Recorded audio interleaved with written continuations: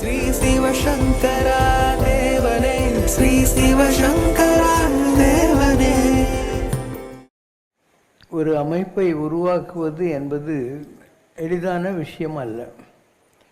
இப்போ நீங்கள் ஒரு கோயிலுக்கு போனீங்கன்னா ஏதோ போய் சாமி கும்பிடுவீங்க, அர்ச்சனை பண்ணுவீங்க, அங்கே கோயில் உட்காந்து சாரி எடுத்த கதையெல்லாம் பேசிட்டு வீட்டுக்கு போயிடுவீங்க, அவ்வளோதான். இது அந்த மாதிரியான ஒரு அமைப்பாக நான் உருவாக்கவில்லை. எல்லா இடத்துலையும் ஒரு பசுமை கொஞ்சுகிற மாதிரி மரங்களை நட்டேன், ரோடு போட்டேன், சோலார் அண்ட் எலக்ட்ரிக் லைட்ஸ் கொண்டு வந்தேன், விதவிதமான ஆர்கிடெக்சரில் கோயில்களெல்லாம் கட்டினேன். வேதம் சொல்கிறதுக்கு ஆள், பூஜை பண்ணுறதுக்கு ஆள், பாடுறதுக்கு ஆள், இதெல்லாம் பண்ணோம். குட்டி குட்டி பசங்களுக்கெல்லாம் ஏதோ ஒரு ஆர்ட் ஒர்க்குன்னு சொல்லி என்கிட்ட காட்டி கையெழுத்து வாங்கிக்கணுன்ற மாதிரி ஒரு பழக்கத்தை கொண்டு வந்தேன். கல்ச்சுரல்ஸ்க்கு எல்லாத்துக்கும் வழி பண்ணோம். அதனால் இயல், இசை, நாடகம் சொல்லுவாங்க. இதெல்லாம் இயலுமா, அதாவது இந்த மாதிரி ஒரு அமைப்பில் செய்ய முடியுமா அப்படின்னா இயலுமா? சமுதாயம் இதற்கெல்லாம் இசையுமா? நடப்பதெல்லாம் நாடகமா? அப்படிங்கிற மாதிரி எல்லாத்துக்கும் ஒரு ப்ரொவிஷன் வச்சு ஒரு அமைப்பை நாம் உருவாக்கி இருக்கிறோம். காலம் இதை பதிவு செய்யும். ஜனங்களுக்கு புரியாமல் போகலாம். Silently a revolution is happening. காலம் இதை பதிவு செய்யும். ஓகேவா? இப்போது அவர் காது கேட்காதுன்னு சொல்லிட்டு அதனால் அவன் ஒய்ஃப் திட்டுறது மாத்திரம்தான் அவர் காதில் கேட்கும். அவர் பாபா தாஸ்தான் சொல்லி காஞ்சிபுரத்தில் என்கிட்ட ஒரு 30 இயர்ஸாக இருக்கிறாரு. என்னை பற்றி நிறைய கவிதைலாம் எழுதுவார். இப்போ கொஞ்சம் வயசு கம்மியாயிடுச்சு, அதனால். ஆனால் எப்பயே நேரம் நினச்சின்னு உட்காந்துருப்பார். காஞ்சிபுரத்தில் நான் கைலாசத்துக்கு போயிட்டு வந்தபோது ஒரு பெரிய விழா எடுக்கணும். அப்போ 12 பேர் கமிட்டியெல்லாம் போட்டாங்க. அவ்வளோ நல்லா நடந்துச்சு. காஞ்சிபுரத்தில் ரொம்ப பெரிய அளவுக்கு அண்ணா கலையரங்கத்தில் அவ்வளோ பெருசாக நடந்துச்சு. அவ்வளோ கூட்டம் வந்தது.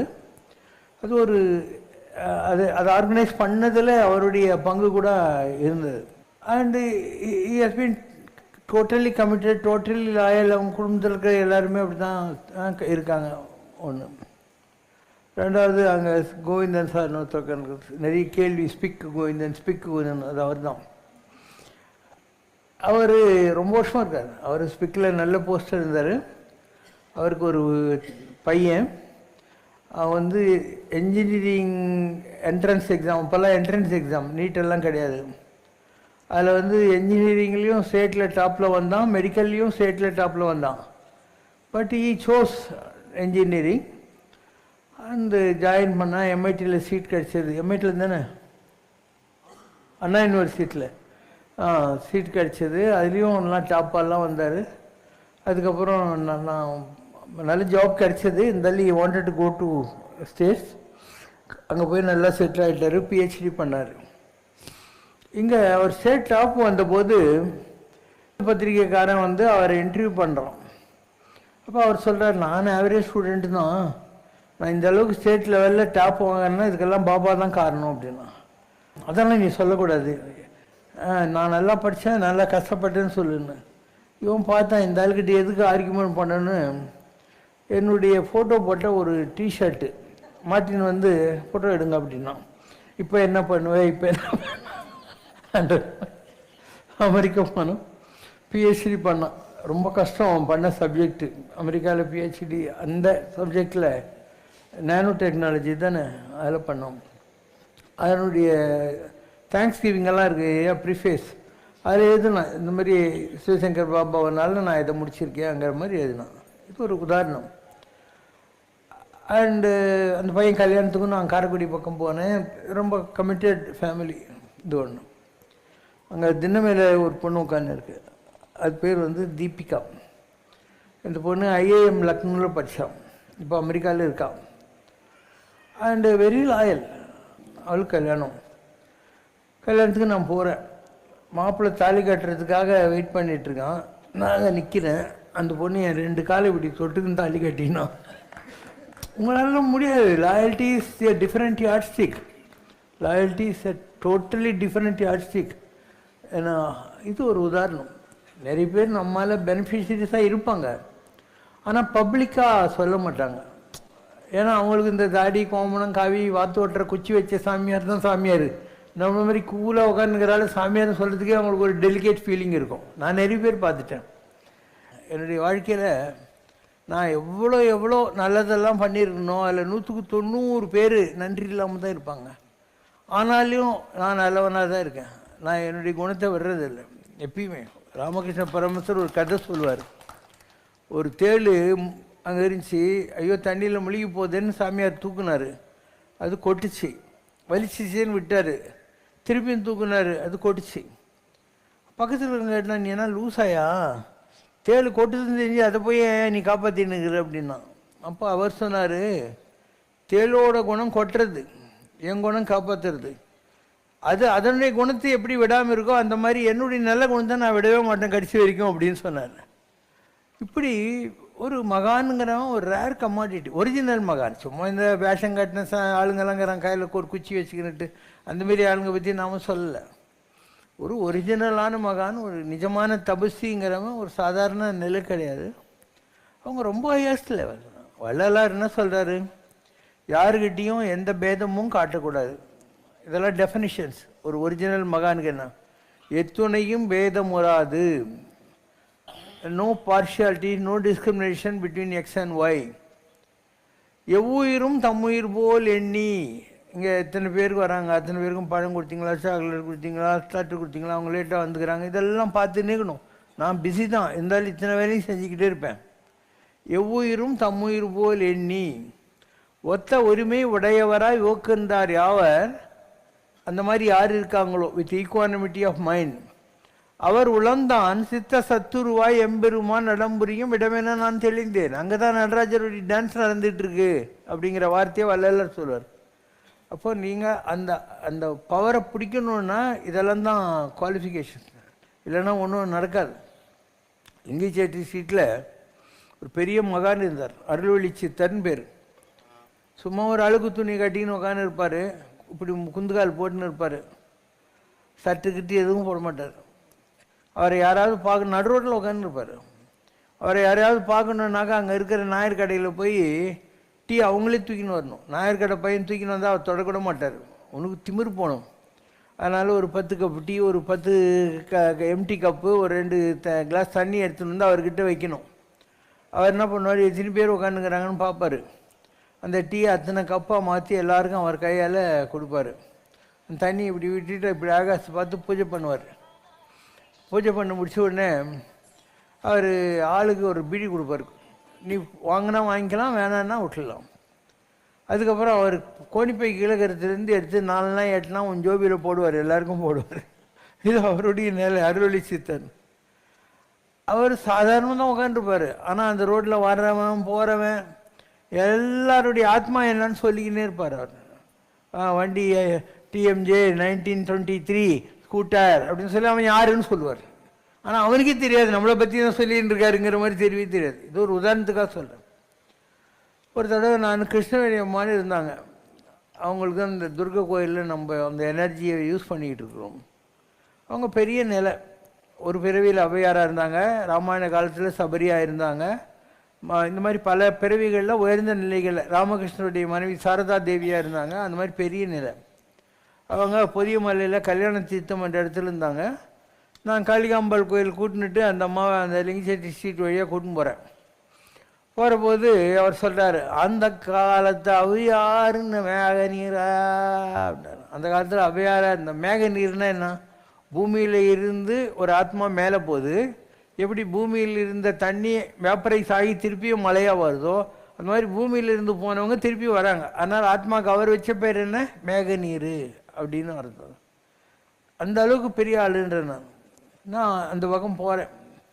போன போது என்னை பற்றி அவர் என்ன சொன்னார், அந்த காலத்து நடராஜன்ன மேக நீர், சிதம்பரம் நடராஜன்ன மேக நீர், தாடி வச்ச சீக் மதம், பெறை போட்ட இஸ்லாம் மதம், சிலுவை போட்ட கிறிஸ்துவ மதம், எல்லா மதமும் பூந்து அப்பா கையை பிடிச்சி ஸ்கூலுக்கு கூட்டின்னு போகிற போது கொஞ்சம் கையை விட்டுட்டு ஏமாந்து போன மேக நீர் அப்படின்னார்.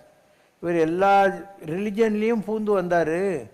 இவர் ஏற்கனவே மோட்சத்துக்கு போக வேண்டியது கொஞ்சம் ஏமாந்தார், அதனால் இந்த பிறவி இவருக்கு வந்திருக்கு அப்படின்னு அர்த்தம். ரொம்ப பெரிய விஷயங்கள்லாம் அவங்க சொல்லுவாங்க, நமக்கு புரிகிற பக்குவம் இருக்கணும். ஒரு வைகுண்ட ஏகாதசிக்கு போனேன். அவர் உட்கார்ந்த இடத்துக்கு பக்கத்தில் ஒரு இடம் எப்பயும் பூட்டியே தான் இருக்கும். அது அவருடைய முற்பிரிவினுடைய சமாதியாக இருக்கலாம், இல்லை அவருடைய குருவோடைய சமாதியாக இருக்கலாம். அந்த மாதிரி அங்கே போய் நில்லு அப்படின்னாரு. நின்று கொஞ்ச நேரம் கழித்து வந்தோடனே என் தலையத்துக்கு அவர் மடியில் வச்சுன்னு ஒரு ஆள்கிட்ட அவரே துட்டு கொடுத்தாரு. இந்த கண்ணில் ஊற்றுறது, தலைக்கு தேய்க்கிறது, காதில் போடுறதெல்லாம் வாங்கினோம் அப்படின்னாரு. ஐ ட்ராப்ஸு, அமிர்தாஞ்சனம், இயர் ட்ராப்ஸ் எல்லாம் வாங்கிட்டு வந்தான். என் கண்ணுக்குள்ளே ஐ ட்ராப்ஸ் போட்டு இப்படி தேய்ச்சி விட்டார். காதுக்குள்ளே இயர் ட்ராப்ஸ் போட்டு இப்படி ஒரு அழுக்கு துணியை வச்சார். அமிர்தாஞ்சனம் தேய்ச்சி விட்டார். இன்னிலிருந்து உனக்கு கண்ணு நல்லா தெரியும், காது நல்லா கேட்கும், முதுகில் இருந்த பெண்டெல்லாம் நிமிச்சி விட்டேன் அப்படின்னு. அதுக்கு என்ன அர்த்தம்? இந்த குண்டலினி எனர்ஜின்னு இருக்கு இல்லையா, அதான் முதுகில் இருக்கிறது. அதில் இருந்த சின்ன தடிகளை நான் எடுத்துட்டேன். கண்ணு நல்லா தெரியும்னா என்ன? உங்கள்கிட்ட எந்த ஒரு டிவி கிவி இல்லாமல் இந்த காற்றுல என்னெல்லாம் போயின்னு இருக்குதுன்னு பார்க்க முடியும். காது நல்லா கேட்கும்னாக்கா ரேடியோ இல்லாமல் நம்ம காதில் சத்தங்கள்லாம் கேட்கலாம், தெய்வ சத்தங்கள்னுவாங்க, அதெல்லாம் கேட்கலாம். இதை அவர் சொல்கிறார். நான் சொல்கிறேன், சாமி நீ இவ்வளோ பெரிய ஆளாக இருக்க, மனசுக்குள்ள இவ்வளோ பெரிய ஆளாக இருக்க, உன்னை பற்றி இந்த ஜனங்க மகிமை தெரியாத உட்காந்துக்கிறாங்கன்ற. அவர், ஏய் இந்த ஓசி வைத்தியம் ஒன்று தான், ஊரில் போய் என்னை பற்றி அகராதி படிக்கிற வேலை வச்சுக்காத அப்படின்னு. யாருக்கிட்டையும் என்னை பற்றி அகராதி பண்ணாத சொல்லாத அப்படின்னு.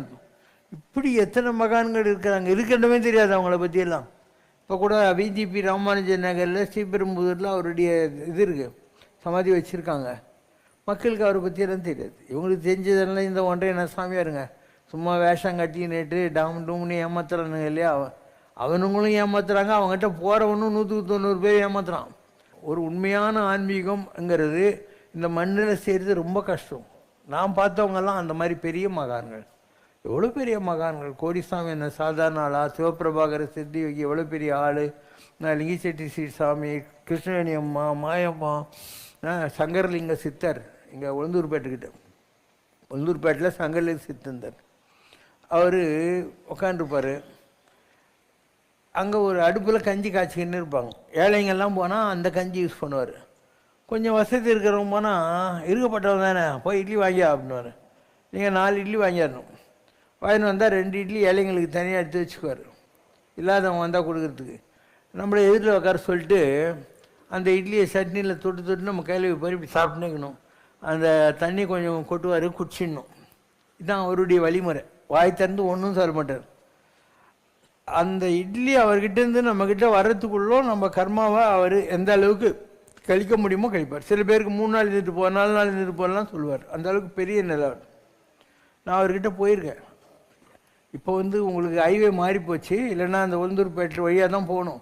போனாக்கா லெஃப்ட் சைடில் அந்த பிடபிள்யூடி கலெக்டர் ஆஃபீஸ் இல்லையா, அதுக்கு பக்கத்தில் தான் இருப்பார். அவர் மரத்தில் உட்காந்து இருப்பார். நான் அவரை பார்க்க போகிறேன். அவரை பார்க்க போகிற போது அவர் சொல்கிறாரு, வாடாப்பா சிவபெருமானே அப்படின்றார். அதுக்கப்புறம் இட்லி வாங்கின்றார். இட்லி வாங்கி வரணும், நம்ம கையிலையும் வைக்கிறார். இந்த மாதிரி பல விஷயங்கள். ஒரு தடவை அவருக்கு எப்படி தான் அட்ரஸ் தெரியுதோ என்னவோ, நேராக 55 மலையப்பன் சீட்டில் கார் நிற்கிது. சாமி வந்துக்கிறாருன்றாங்க. நான் என்னடா அது அப்படின்னு ஆச்சரியப்பட்டு போகிறேன். வந்தார், ஒரு சோஃபா இருக்கும், அதில் இப்படி படுத்துன்னுட்டார். நான் உடனே அங்கே இருக்கிற சண்முகானந்தா ஹோட்டலில் போய் இட்லி தோசை என்னெல்லாம் கிடைக்குதோ எல்லாம் வாங்கி உங்கள் கையிலேயே கொடுனார். அங்கே உட்காந்துருந்தா 50-100 பேருக்கு எல்லாருக்கும் அந்த இட்லி தோசை எல்லாம் கொடுத்தோம். அப்படியே படுத்துன்னு இருந்தார். அதுக்கப்புறம் இன்னொரு 1 மணி நேரம் கழிச்சு இன்னொரு தடவை வாங்கியார் சொல்லுன்னு, இன்னொரு தடவை வாங்கி வந்தோம். எல்லாருக்கும் திருப்பியும் கொடுனார்.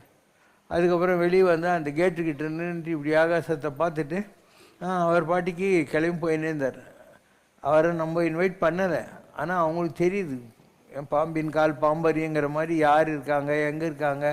அந்த மாதிரி ஒரு உயர்ந்த நிலையை அடைந்த மகான்கள் இப்படி தான் நடந்துக்குவாங்க. ஒவ்வொருத்தரும் இப்படி தான் நடந்துக்குவாங்க. மக்களுக்கு புரியாது இதெல்லாம். எத்தனையோ அனுபவங்களை சிவசங்கர் பாபா பார்த்துட்டு தான் உட்காந்துன்னு இருக்கார். நான் எவ்வளோ வருஷம் கஷ்டப்பட்டுருக்கேன் இந்த நிலைகளை அடையிறதுக்கு. ஏதோ ஊஞ்சல் உட்காந்து அட்டடிக்கிறேன்னு நினைக்கக்கூடாது. இந்த நிலைகளை அடைவதற்கு நான் ரொம்ப கஷ்டப்பட்டுருக்கேன். காடு மோடு காட்டில் யாருமே போகாத காட்டுக்கெல்லாம் போய் தனியாக கரடிக்கு போட்டியாக உட்காந்து இருந்திருக்கேன். அண்ட் மகான்களை பார்த்துருக்கேன். ஒரு 65 தடவை சபரிமலை போயிருக்கேன். 11 தடவை கைலாஸ் மானசரோவர் போயிருக்கேன். இந்தியா முழுக்க நான் போகாத கோயிலே கிடையாது, பார்க்காத மகான்களே கிடையாது. அவங்கெல்லாம் போயிட்டாங்க. இப்போது இந்த ரத்தினகிரியில் ஒரு சாமிக்கு அவ்வளோதான், மற்றபடி எல்லாரும் போயிட்டாங்க. பெரிய பெரிய மகான்கள் இருந்தாங்க, நீங்கள் அவங்கள யாரையுமே பார்க்கல. மிஸ் பண்ணிட்டீங்க. ரொம்ப பெரிய ஆளுங்க இருக்காங்க, மக்களுக்கு தெரியாது. நீங்கள் அவங்கள மிஸ் பண்ணுறதுக்கு காரணம் என்னென்னா, அவங்கள வெளிப்படுத்தி கொள்வதற்கு விருப்பப்படுறதில்லை. இப்போ முப்பாத்தம்மன் கோயிலுக்கு இங்கே சத்யா ஸ்டுடியோஸ் பக்கத்தில், அங்கே 2 கண்ணும் தெரியாது, பாதி உடம்பு மேலே துணியே இருக்காது, கண்ணே தெரியாத ஒரு ஒரு பாட்டி அம்மா உட்காந்து இருப்பாங்க. ஒரு தகர டப்பா தான் இருக்கும். அந்த தகர டப்பாவில் யாராவது போட்டு போனால் 2 புற பிஸ்கட் இருந்தாவே பெரிய விஷயம். ஆனால் அங்கே யார் வராங்க யார் போகிறாங்க எல்லாம் அவருக்கு தெரியும், அந்த அம்மாவுக்கு தெரியும். நான் அந்த பக்கம் போகிறேன், சீதாபதி என்னை பார்க்க வந்துட்டியா அப்படின்னா. சீதாபதினா யார்? ராமர். என்னை பார்க்க வந்துட்டியான்னா அந்த புற பிஸ்கட்டு கொடுக்குறா. அது நடு ரோடு, ஒரே டிராஃபிக் இருக்கும். நான் எல்லாத்துக்கும் துணிஞ்சு இருந்திருந்தால் தான் அந்த மாதிரி ஆட்கள் நமக்கு கிடைப்பாங்க, இல்லைன்னா நீ ஏமாந்துருவேன். நீ இந்த பட்டு பீதாம்பரம் கட்டிக்கின்னு சாமியார்கிட்டலாம் பார்த்துருந்தேனாக்கா உனக்கு ஒன்றுமே கிடைக்க போகிறதில்ல. அவங்ககிட்ட ஏதாவது வச்சுன்னு இருந்தால் நான் கொடுக்குறேன், வச்சு நான் வந்தவன் செய்கிறான். இந்த மாதிரி பெரிய ஆளுங்க இருக்காங்க. அதே மாதிரி ஒரு ஆள் இங்கே இருந்தார், வண்ணாரப்பேட்டை பக்கத்தில் இந்த இதுக்கு போகிற தமிழ்நாடு டாக்கீஸ் போகிறீங்க இல்லையா, அந்த இடத்துல ஒரு கோயில் இருக்குது. அந்த பெருமாள் கோயிலுக்கு எதிரில் ஒரு தழுண்டு சந்தில் உள்ளே போனால் ஒரு ஆள் உட்காந்து பாரு, இருட்டாக இருக்கும் எப்போ பாரு. அவருக்கும் கண்ணெல்லாம் தெரியாது. ஒரு நாளைக்கு ஒரு வேளை தான் சாப்பிடுவார், ஆனால் ஒரு வேளை நல்லா கட்டி சாப்பிடுவார். அந்த மாதிரி ஒரு பெரிய மகான், பெரிய நிலவர். நான் அவரை பார்க்கறதுக்கு போய் எதிரில் உட்காந்துட்டு இப்படி கண்ணை முடிக்கின்னுட்டு ப்ரே பண்ணிகிட்டு இருக்கிறார். அவர் சார், யார் அவன் இங்கே வந்து படிக்கிறதுன்னா தியானம் பண்ணுறதுன்னு அர்த்தம். இங்கே வந்து படிக்கிறது யாரா? உன் இடத்துல நீ படி, என் இடத்துல நான் படிப்பேன். உன்னை கோவிந்தன்னு சொல்கிறது இங்கே தான் இங்கிறாருன்னு சொன்னாங்க, நீ தானா அது அப்படின்னு. கண்ணே தெரியாது, எல்லாம் அந்த அளவுக்கு ஒரு பெரிய. அவர் சொல்லுவார், ஒரு நாள் முருகன் வெளியே நின்றுந்தான், ஏண்டா தத்தாரி அப்படின்னு. அப்பம் பேச்சு கேட்காது ஓடி வந்துட்டான்ல, அதனால் தத்தாரி ஏண்டா அப்படின்னு. எங்கள் அம்மா உன்னை பார்க்கறதுக்கு வந்துக்குது, வடிவுடைய அம்மன்னு சொன்னான்னு. வடிவுடைய அம்மன் அவரை போய் பார்க்குற நிலையில் அவர் இருந்தார். அவருக்கு ஒரு சாப்பாடு நீ வாங்கி போய் கொடுத்தா நீ என்ன நினைக்கிறேன்னு நடக்கும். ஏன்னா நான் நிறைய பேர் நினச்சிருக்கேன், போங்க அவருக்கு ஒரு வேளை கேரியர் சாப்பாடு ஹோட்டலில் வாங்கி போய் கொடுத்துட்டு வாங்க, உங்கள் மேட்ரு நடக்கும்னு சொல்லி. அந்த மாதிரி மகான்கள், எவ்வளோ பெரிய மகான்கள், ஒன்றும் விளையாட்டு இல்லை. எந்தரோ மகானுபாவரும் அந்தரிக்கே நான் வந்தனமும் அப்படின்னு ஒரு தியாக பிரமம் மாதிரி. அவங்களெல்லாம் உங்களால் பிடிக்க முடியல. ஏன்னா உங்ககிட்ட அந்த ஆத்மசக்தி மேலோங்கி இருந்தால் வழியே அவங்கெல்லாம் உங்களுக்கு மாட்டாங்க.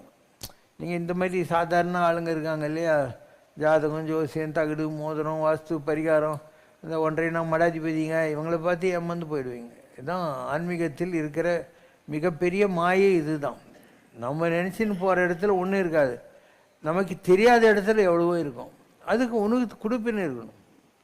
உனக்கு இருந்தாக்கா கண்டுபிடிச்சிடலாம் யாருக்கிட்ட என்ன இருக்குங்கிற மாதிரிலாம்.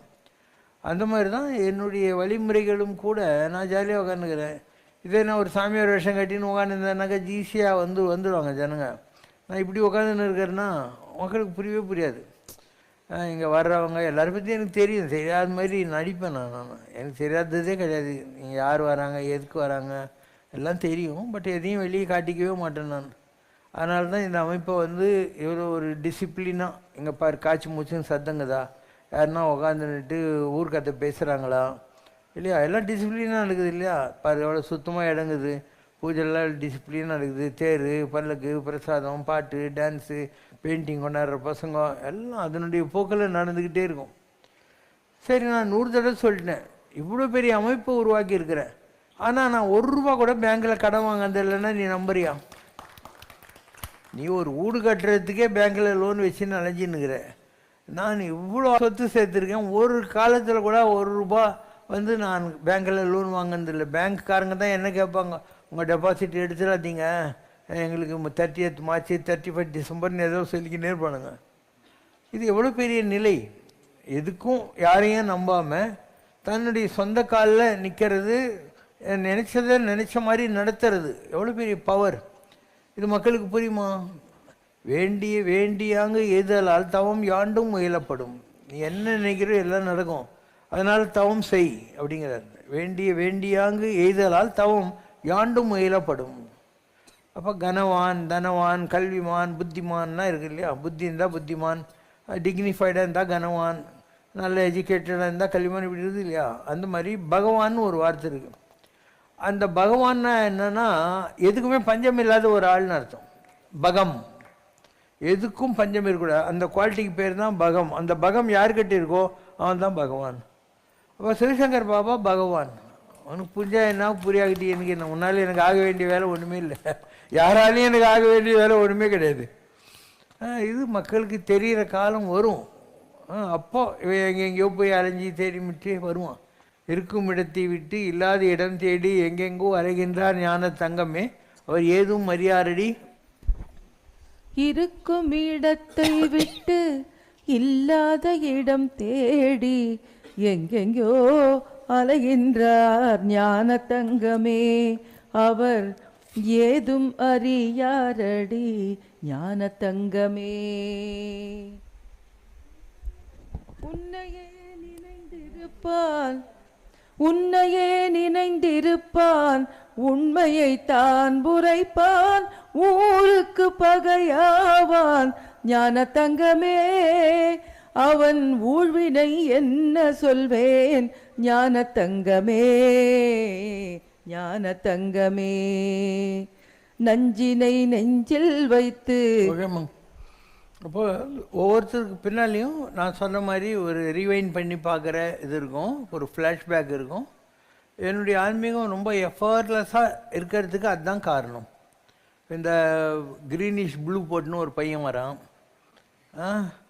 அங்கே வந்து லைட் ப்ளூ போட்டுன்னு ஒரு பொண்ணு உட்காந்துருக்கா, அவனுக்கு ஒரு தம்பி இருக்கா, இவளுக்கு ஒரு தம்பி இருக்கான், இவங்க அம்மா தான் அங்கே உட்காந்துருக்கா, அவளுக்கு ஒரு அக்கா இருக்கா, அமெரிக்காவிலேருந்து வந்து இங்கேயே செட்டில் ஆகிட்டான்.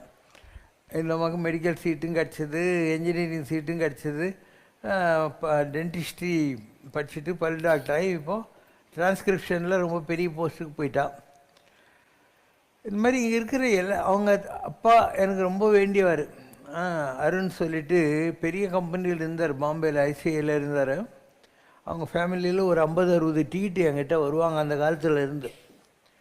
ஒவ்வொருத்தர் லைஃப்லையும் நான் ஏதாவது பண்ணியிருப்பேன். நாராயணமூர்த்தின்னு ஐஜி இன்கம் டேக்ஸ் இருந்தார், இவங்க மாமா, தாய் மாமா. அவர் பையனுக்கு ஒரு பொண்ணை பார்த்தாங்க. கல்யாணத்துக்கு 3 நாளைக்கு முன்னால் அந்த பொண்ணு டைப்ரைட்டிங் மாஸ்டர் கூட ஓடி போயிட்டான்.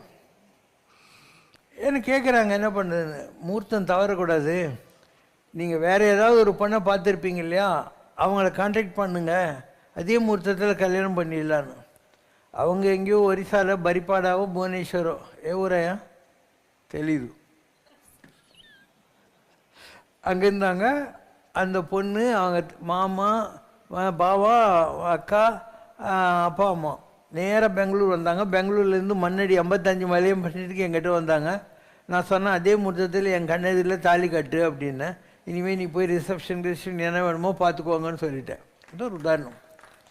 இன்னொரு இருந்தார், அவங்க சன்னு, அவர் சின்மயா மிஷனில் போயிட்டு இன்றைக்கி பெரிய சாமி ஆகிட்டார் அவர். இன்னொரு இருக்கார், அவர் பேங்க்கில் பெரிய போஸ்டர் துபாயில் உட்காந்துன்னு இருக்கார். இந்த மாதிரி அந்த ஃபேமிலியில் இருக்கிற எல்லாருமே எனக்கு கான்ட்ராக்டட் தான், எல்லாம் விதவிதமாக தெரிஞ்சவங்க தான். ஒரு 70 டிக்கெட் இருக்குது அந்த குடும்பங்களில். இன்னொருத்தர் இதில் ராமமூர்த்தின்னு சொல்லிட்டு மெட்ராஸ் பெட்ரோல் கம்பெனியில் இருந்தார். அவங்க ஒய்ஃபு எங்கள் அண்ணா நகர் காலேஜில் வந்து ஹெச்ஓடியாக இருந்தாங்க, பிஏ கார்ப்பரேட் அந்த டிவிஷனில் இருந்தாங்க. இது மாதிரி எல்லாருமே எங்கிட்ட வர்றோம். அது மாதிரி இங்கே இருக்கிற எல்லாருக்கும் ஏதோ ஒரு ஃப்ளாஷ்பேக் இருக்கும். எங்கிட்ட எப்போ வந்தாங்கன்றது என்ன எல்லாம் எனக்கு தெரியும். நான் கேஷுவலாக இருப்பேன், ஒன்றுமே அது போய் சீரியஸாக சொல்கிறது கிடையாது. இப்போ இந்த பையன் இருக்கான், இவன் பேர் விஷ்ணு, இவனுக்கு ஒரு சிஸ்டர் இருக்கா, இவங்க அம்மா அமெரிக்கா போய் கல்யாணம் ஆச்சு. அதுக்கப்புறம் அவங்க ரொம்ப ஹையாக செட்டில் ஆகிட்டு எதுவுமே வேணான்னு சொல்லிட்டு இப்போ இந்தியாவிலே அதே ஜாபுக்கு வந்தாங்க. அதுக்கப்புறம் அது கூட வேணாங்கிற மாதிரி விட்டுட்டாங்க. எவ்வளோ லாங் அசோசியேஷன் இல்லையா, எவ்வளோ லாங் அசோசியேஷன். அவங்க ஒரு தடவை என்னை பார்க்க வந்தபோது ஒரு செக்கு கொடுத்தாங்க. யார், இவங்க அம்மா பிரவீனான்னு பேர். நான் என்னன்னு கேட்டேன், இந்த மாதிரி என்னுடைய 1 வருஷம் சம்பளம் உங்களுக்கு தர்றதா நான் வேண்டின்னு இருக்கேன் அப்படின்னு. எவ்வளோன்னு பார்த்தா $90,000. அப்போது வந்து அது 45 லட்சம். இப்போது இன்னும் ஜாஸ்தி ஆயிடுச்சு. இப்போல்லாம் 80-85 ரூபா ஒரு டாலருக்கு போகுது. நான் என்ன பண்ணேன், என்கிட்ட இவர் இருந்தார், சந்தானம் ஐயங்கார். அவர் சொன்னேன், நம்ம இங்கே மாலிக் மெடிக்கல் கார் இருந்து மெயின் ரோட்டில் ஒரு இடம் பார்த்தோம், கரெக்டாக 45 லட்சம், இந்த பொண்ணை கூட்டின்னு போய் இவ பேரில் அந்த லேண்டை ரெஜிஸ்டர் பண்ணிவிடுங்க அப்படின்னு. ஸோ இந்த பொண்ணு பேரில் கரெக்டாக அந்த 40 கட்டிட்டு 26,000 பேருக்கு ஒரு மெகா மெடிக்கல் கேம்ப் நடத்தினேன். நான், லயன்ஸ் கிளப், ரோட்டரி கிளப்பு, அப்புறம் ஜேபிஆர் சத்யபாமா யூனிவர்சிட்டி எல்லோரும் சேர்ந்து எல்லாருக்கும் காத்தார டிஃபன், மத்தியானம் சாப்பாடு, சாயந்தரம் ஐடி, அந்த ஒரு எவ்வளோ பெரிய டாக்டருங்கெல்லாம் வர முடியுமோ அத்தனை பேரையும் கூப்பிட்டு தனபாலன் காலேஜ் அங்கே இங்கெல்லாம் ஸ்டால் போட்டு யாருக்கெல்லாம் அன்றைக்கி ட்ரீட்மெண்ட்டோ அன்றைக்கே ட்ரீட்மெண்ட், அன்றைக்கே மருந்து, யாருக்கு கிட்னி, ஹார்ட்டு, கண் இந்த மாதிரி பெரிய விஷயங்களோ அவங்களுக்கெல்லாம் ஒரு மாதத்துக்கு 2 பேருக்கு டோக்கன் ஃப்ரீ. நம்ம ஆளுங்களே அவங்க வீட்டிலேருந்து அவங்கள கொண்டு போய் ஆப்ரேஷன்லாம் பண்ணி அவங்க வீட்டில் கொண்டு வந்து விட்டுருவாங்க. எல்லாம் கிராம ஜனங்க. இப்படி அந்த ஹாஸ்பிட்டல் கட்டி முடித்தேன். இவ்வளோ பெரிய அளவுக்கு அதை வளர்த்தோம். அந்த ஏரியாலே நான் தான் முதல்ல ஹாஸ்பிட்டல் வந்தவன், மற்றவனா பின்னால் வந்தாண்டவங்க. நான் தான் ஃபஸ்ட்டு வந்தவன். இதுக்கு முன்னாடி நான் வெங்கலேரில் 4000 பேர் 5000 பேருக்கெல்லாம் மெகா மெடிக்கல் கேம்ப் நடத்தியிருக்கேன். கிராமத்து ஜனங்களுக்கெல்லாம் அங்கே ஒரு 120 கிராமங்கள் இருக்குது. எல்லாருக்கும் அவங்களுக்கும் வந்து ஆஸ்பத்திரி, மருந்து, மாத்திரை, சாப்பாடு ஃப்ரீ. அந்த ஊர் பசங்களெல்லாம் நம்ம ஸ்கூல் பஸ்ஸில் கொண்டு போய் நைட்டில் வீட்டில் விடுவோம். மற்ற நேரத்தில் இங்கேருந்து போய் அவங்களுக்கெல்லாம் tailoring, embroidery, textile, painting, screen printing எல்லாம் கற்றுக் கொடுக்கறது, பசங்களுக்கெல்லாம் டியூஷன் கற்றுக் கொடுக்கறது, சாப்பாடு, இந்த அளவுக்கு பெரிய அளவுக்கு சர்வீஸ் பண்ணிகிட்டு இருந்தோம். வெங்கலேரியில் பண்ணிக்கிட்டு இருந்தோம். அதுக்கப்புறம் இந்த பொண்ணு அமெரிக்காவில் இருந்தா இல்லையா, இவங்க அம்மா, அவளை கூப்பிட்டேன். இந்த உன் பணத்தையும் நீ வாங்கிக்கோ, இதை வச்சு நீ சேனோஸால் ஒரு காண்டிமோனியமாக ஏதோ சொல்லுவாங்க, அப்பார்ட்மெண்ட் மாதிரி வாங்குறது, வாங்கிக்கோன்ட்டேன். நான் ₹1 பாக்கி இல்லையா, யாருக்கும் பாக்கி இல்லையா, அந்த ஆஸ்பத்திரி உருவாக்கிட்டேன். எல்லாமே கார்பரேட் டெக்னிக்ஸ் தான், மேனேஜ்மெண்ட் டெக்னிக் தான். இது மாதிரி நான் பண்ணுற எல்லாமே இப்படி தான் கார்பரேட் டெக்னிக்காக இருக்கும். பேங்க்கில் கடன் வாங்க மாட்டேன், எந்த ஒரு ஒம்பும் இல்லாமல் இவ்வளோ பெரிய அசட்ஸை கிரியேட் பண்ணியிருக்கேன். இதுலேருந்தே உனக்கு தெரியணும் என்கிட்ட ஏதோ ஒரு வித்தை இருக்குதுன்னு, இல்லையா? நீங்கள் ஒரு ஸ்கூட்ரு வாங்கிறதுக்கு லோன் வாங்குவேன், வீடு கட்டுறதுக்கு லோன் வாங்குவேன். நான் எதுவுமே இல்லை, வெறுங்கையிலே தான் முளம் போட்டுன்னு இருக்கேன். எல்லாத்தையும் ஜாலியாக பண்ணிவிட்டு கூலாக ஊஞ்சல் உட்காந்து அட்டடிச்சுன்னு இருக்க மாதிரி. So you may not understand me and my methods of working. வரக்கூடிய காலத்தில் மக்களுக்கு புரியும் எப்படி இந்த ஆள் இதெல்லாம் பண்ணுறான். யாருக்கும் பாக்கி இல்லை, யாருக்கும் நம்ம பதில் சொல்ல வேண்டிய அவசியம் இல்லை, எனக்கு எந்த தேவையும் இல்லை. அந்த அளவுக்கு எல்லாமே நடக்கும், நினச்சது நடக்கும். அந்த அளவுக்கு ₹1 கடன் கிடையாது. எல்லாத்தையுமே கூலாக உட்காந்துன்னு இருக்கேன் நான். இடம் எவ்வளோ க்ளீனாக வச்சுருக்கோம் பாரு, எவ்வளோ அழகாக வச்சுருக்கோம் பாரு. உனக்கு புரியறதுக்கு நாளாகும். அண்டு எவ்ரி திங் இஸ் டிஃப்ரெண்ட்ன்றதுக்காக சொல்கிறேன். என்னை பார்க்குறதுக்கு ஒருத்தர் வந்தார். அவர் வந்து குஜராத்தி சேட்டு, ஹரிபாய் கோத்தாரின்னு பேர்.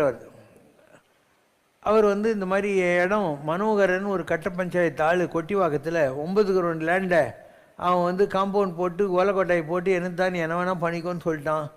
நான் கோர்ட்டுக்கும் போக மாட்டேன், போலீஸுக்கும் போக மாட்டேன். எங்கள் ஆடிட்டர் பாலச்சந்திரன் சொன்னார், நீ ஒரு மகான்னு, இதில் ₹1 வந்தால் கூட நான் உனக்கு கொடுத்துட்றேன். என் மனசாட்சி என்னை இந்த மாதிரி கையாலாகாத உக்காந்துக்கிறேன்னு குத்தி காட்டுது அப்படின்னு. இப்போன்னு வீட்டுக்கு போன மறுநாள் அந்த மனோகரன் அவர்கிட்ட போனான். சேட்டு உனக்கும் வேணாம் எனக்கும் வேணாம், 9 கிரவுண்டுக்கு ₹3 லட்சம் கிரவுண்டு, 27 லட்சம் கொடுத்துட்றேன், எனக்கு பாரா ஃபட்னி கொடுத்துருன்னா.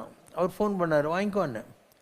அவர் எவ்வளோ ஜென்டில்மேன்னா அதை தூக்கின்னு என்கிட்ட அப்படியே வந்தார். 27 லட்சத்துக்கு செக் எடுத்துன்னு வந்தார். இந்த மாதிரி நான் சொன்ன மாதிரி 27 லட்சம் கொண்டாந்துக்கிறேன் அப்படின்னாரு. நான் சொன்னேன், உன் பேர் என்னன்னு? ஹரிபாய் கொத்தாரி. உன் பொண்டாட்டி பேர் என்ன? சுஷீலான்னு. ஒரு பேப்பரில் எழுதினேன், சுஷீல் ஹரி. உன் பேரில் ஒரு ஸ்கூல் ஆரம்பிக்கிறேன், மீதி 1 கோடி நான் போட்டுடுறேன் அப்படின்னு. ஸோ 350 பசங்களை வச்சு முதல்ல அந்த பழைய பில்டிங் இல்லையா அங்கே ஆரம்பித்தேன். தாய்லாண்ட்லேருந்து வந்த ஒரு புத்திஸ்ட்டு செயிண்ட்டு, அந்த ஊரில் பெரிய செயிண்ட் அவர் தான், அவரை வச்சு பூஜை போட்டேன். சுஷீலர் ஆரம்பித்தேன். அது இந்தியாவிலே நம்பர் 1 ஸ்கூலாக வந்துடுச்சு. ஒரு லெவலுக்கு 4000 பசங்க படிக்க ஆரம்பித்தாங்க. இது ஒரு உதாரணம். இது கிடைக்கட்டும், இது ஒரு பெரிய விஷயம் இல்லை. அவர் இறந்துட்டார். ஒரு நாள் அவருடைய பையன் என்கிட்ட வந்தான். வந்துட்டு, நான் அமெரிக்காவில் பெரிய பிஸ்னஸில் இருந்தேன், என் பார்ட்னருக்கு எனக்கு சண்டை வந்துச்சு, நான் எல்லாத்தையும் தூக்கி போட்டு இங்கே வந்துட்டேன், வெறுங்கையோடு இருக்கிறேன்னா. நான் சொன்னேன், நான் கூட உங்கள் அப்பா தான், உங்கள் அப்பா எனக்கு ஒரு நேரத்தில் பணம் கொடுத்தாரு, உனக்கு எவ்வளோ லட்சம் வேணாலும் கொடுக்குறேன்னான்னு திருப்பியும் பிஸ்னஸ் ஆரம்பின்னு. இல்லை நாங்கள்லாம் ஜெயின்ஸு, கொடுத்ததை திருப்பி வாங்க மாட்டோம் அப்படின்னா. சரி, நீ நேராக திருவண்ணாமலை போயிட்டு சாமியை பார்த்துட்டு போயிடு அப்படின்னு. அந்த ஆள் அதே மாதிரி போனான். போன ஒரு 3 நாளைக்குள்ளே ஒரு ஆள் பாம்பேக்கு போகிறான் இவங்க அட்ரஸ் தேடின்னு போயிட்டு, நீ யாருக்கு போகிற பட்னி உங்கள் அப்பா கொடுத்தாரோ அந்த மனோகர் இறந்து போட்டான், இப்போ அந்த இடத்துல நாங்கள் எதுவுமே பண்ண முடியாமல் இருக்குது, நீ கையெழுத்து போட்டு கொடுத்தா தான் பண்ண முடியும் அப்படின்னு. அந்த ஆள் எனக்கு ஃபோன் போட்டு இந்தமாரி ஒருத்தன் வந்துக்கிறான் அப்படின்னாரு. நான் சொன்னேன், நீ அவங்ககிட்ட வந்து இன்றைக்குள்ள மார்க்கெட் ரேட் 1/4 கேளியான்னு. அவன் நிஜமாகவே 6.5 கோடி கொடுத்துட்டான். நான் சொன்னேன், நீ இதை வச்சு பழிச்சிக்கோ அப்படின்னு. உங்கள் அப்பா எனக்கு கொடுத்த 27 லட்சத்துக்கு நான் உனக்கு 6.5 கோடி கொடுத்துட்டேன், இதை வச்சு நீ புதுசாக ஆரம்பி பிஸ்னஸ் பண்ணுவேன். இந்த மாதிரி அம்பாளை பற்றி வரும். கண்மூடி கண்ணு திறக்கிறதுக்குள்ளே எல்லாத்தையுமே பண்ணக்கூடியவாள் அம்பாள்னு வரும். உன்மோத் பண்ண அப்படின்ற ஒரு பாட்டு. அந்த மாதிரி தான் நான் சும்மா தான் இருப்பேன். ஆனால் மைண்டில் ஒன்று நினச்சா அது கட்டாயம் தாட் மெட்டீரியலைசேஷன் பேர், அது நடந்தே தீரும். இதுதான் என்னுடைய வழிமுறை. So I am not obligated to any one. இவ்வளவும் பண்ணிவிட்டு கூலாக உட்காந்துட்டுருக்கேன். நான் வந்து பணத்தை கையால் கூட தொட மாட்டேன், எனக்கு செலவே கிடையாது. சரி, இவ்வளோ பெரிய அமைப்பை உருவாக்கியிருக்கிறேன், இதில் நான் ட்ரஸ்ட்டு கிடையாது, எதுலேயும் என் கையெழுத்து கூட கிடையாது, எதுலேயும் என் கையெழுத்து கிடையாது. என்னுடைய வாழ்க்கை தான் என்னுடைய மெசேஜே. ஒரு அப்பார் சுவாமியும் சுண்ணாம்பு கலவையில் உட்கார வச்சாலையும் அவர் நற்றுணையாவது நமச்சிவாயமேங்கிறாரு. பரகராதனை மலையிலேருந்து உருட்டி விட்டாலையும் அவன் நம்ம நாராயணாய சொல்கிறான். இப்போ இன்றைக்கி அப்பார்னா உனக்கு தெரியுதா, பிரகலாதன்னா உனக்கு தெரியுதா? அந்த மாதிரி இந்த உலகத்து வாழ்க்கையில் யாரெல்லாம் எந்த ஒரு சோதனையிலையும் எந்த ஒரு சூழ்நிலையிலும் கடவுளை விடாமல் இருந்தாங்களோ, யானை தொடர்ந்து சிக்கனை பிடித்தேன், அவங்களுடைய வரலாறு தான் இந்த உலகத்தினுடைய வரலாறு. ஆஸ்திரேலியாவில் சத்தியமூர்த்தின்னு ஒருத்தர், அவர் முதல்ல அமெரிக்காவில் இருந்தார். அதுக்கப்புறம் அவர் பெர்த்துக்கு வந்தார். நான் பெர்த்து போன போது அங்கே ஒரு வாரம் இருந்துட்டு வந்துட்டேன். அவர் எனக்கு ஒரு லெட்டர் எழுதினார். இந்த மாதிரி நான் அமெரிக்காவிலிருந்து பெர்த்துக்கு வந்தபோது என் சொந்தக்காரங்க ஒரு 10 பேர் ஏர்போர்ட்டுக்கு வந்து எனக்கு சிஎஃப் பண்ணாங்க. எங்கள் ஊரில் யாருக்குமே உங்களுக்கு தெரியாது, ஒரே ஒரு வெங்கடேஷன் இருந்தார், அவர் தான் எனக்கு தெரியும் அப்போ. ஆனால் நீங்கள் ஒரு வாரம் இருந்துட்டு போகிறது போது நாங்கள் 100 பேர் பெர்த் ஏர்போர்ட்டுக்கு வந்து உங்களுக்கு சென்ட் ஆஃப் பண்ணோம். எனக்கு ஒன்றுமே புரிய மாட்டேன்னுது.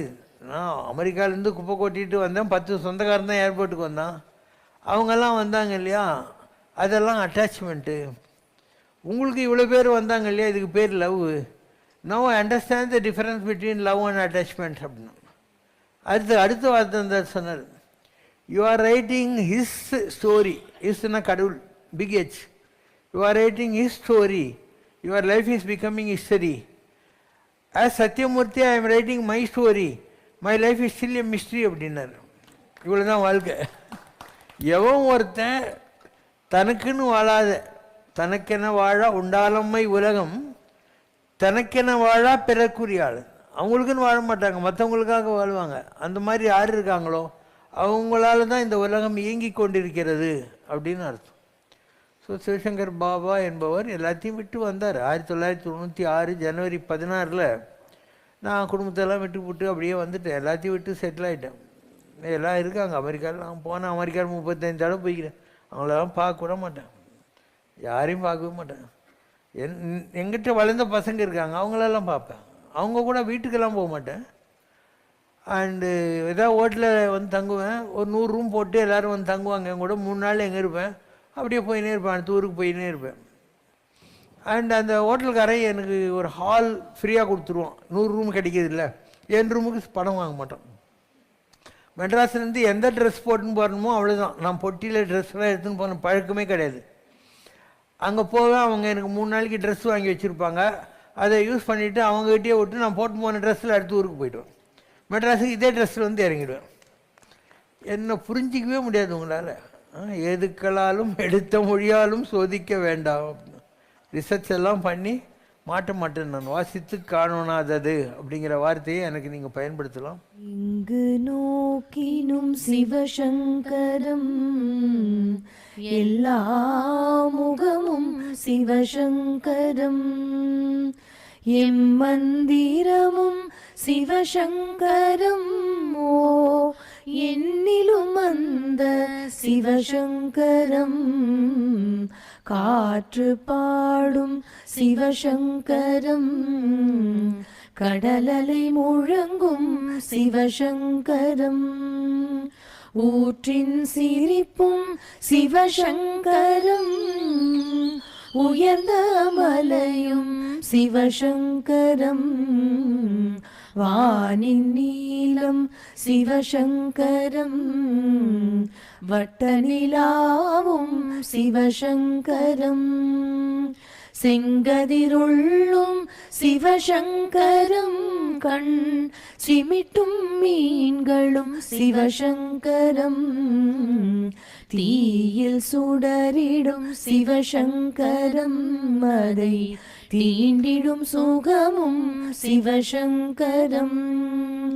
தாயும் தந்தையும் சிவசங்கரம் என் தாய் நாடும் ஸ்ரீ சிவசங்கரம் மலரில் சிரிக்கும் சிவசங்கரம் அதில் மனமாய் இழுக்கும் சிவசங்கரம் உண்ணும் உணவும் சிவசங்கரம் என் உயிரே அந்த சிவசங்கரம் காணும் கனவுகள் சிவசங்கரம் கருத்தில் நடமிடும் சிவசங்கரம் கவிதையின் உட்பொருள் சிவசங்கரம் என் காவிய நாயகன் சிவசங்கரம் சொந்த பந்தங்களும் சிவசங்கரம்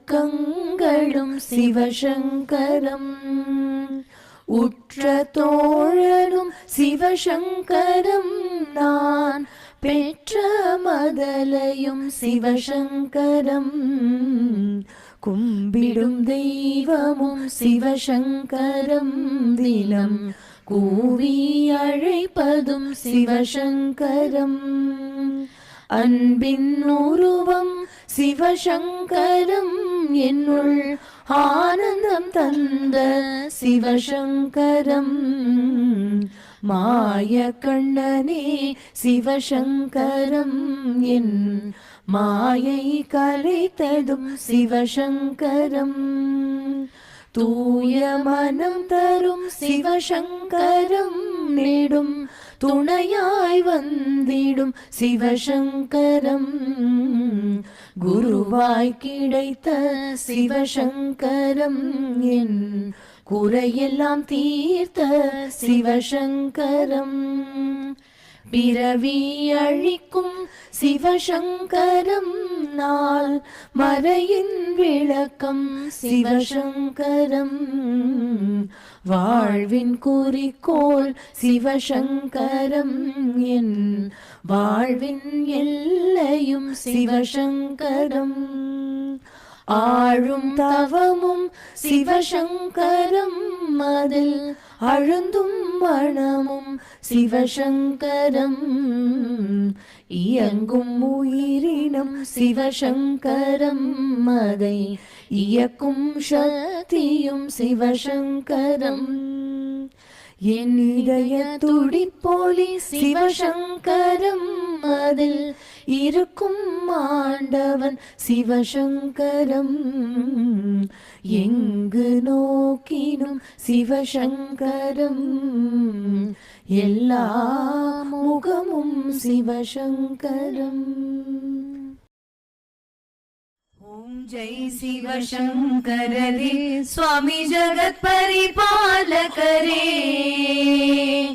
ஆதி சங்கர அவதாரா அநாத ரக்ஷகரே ஓம் ஜெய் சிவசங்கரரே அன்னையும் தந்தையும் நீரென்றறிந்தும் அன்பில் நனைகின்றோம் சுவாமி அன்பில் நனைகின்றோம் ஆசானும் இறையாகிய தேவா நின்னடி பணிகின்றோம் ஓம் ஜெய் சிவசங்கரரே கைலையை பன்முறை வலம் வந்தாய் ஓ கருணாகர கீர்த்தி சுவாமி கருணாகர கீர்த்தி மயிலையில் நின்ற வரம் தருகின்றாய் மங்களகரமூர்த்தி ஓம் ஜெய் சிவசங்கரரே. ஆனந்த சாகரம் தனிலம்மையாழ்த்தும் அற்புத அருள் ஜோதி சுவாமி அற்புத அருள் ஜோதி. ஆரத்தி செய்து பாடி மகிழ்ந்தோம் அருள்வாய் பரஞ்சோதி ஓம் ஜெய் சிவசங்கரரே. நாராயண நாராயண ஓம் சத்யநாராயண நாராயண நாராயண ஓம். நாராயண நாராயண ஓம் சத்யநாராயண நாராயண ஓம் சத்யநாராயண நாராயண ஓம். ஓம் ஜெய் சிவசங்கரரே. அம்மையோடு அப்பனென வந்தவர்க்கு மங்களம், ஆசானும் தெய்வமுமாயானவர்க்கு மங்களம். இத்தனை துயர்களெல்லாம் தீர்ப்பவர்க்கு மங்களம், ஈஸ்வராவதார சிவசங்கரர்க்கு மங்களம்.